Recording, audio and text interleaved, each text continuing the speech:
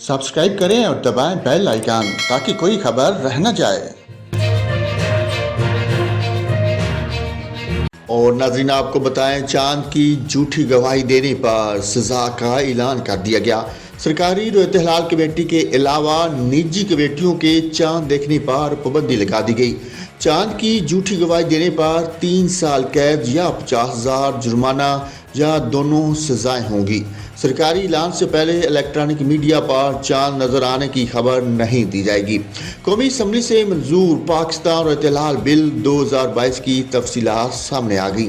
Bill की खिलाफ वर्जी करने वालों पर 5 लाख रुपए जुर्माना होगा। बिल सदर के दस्तखत के बाद फौरी तौर पर नाफिजुल अमल होगा।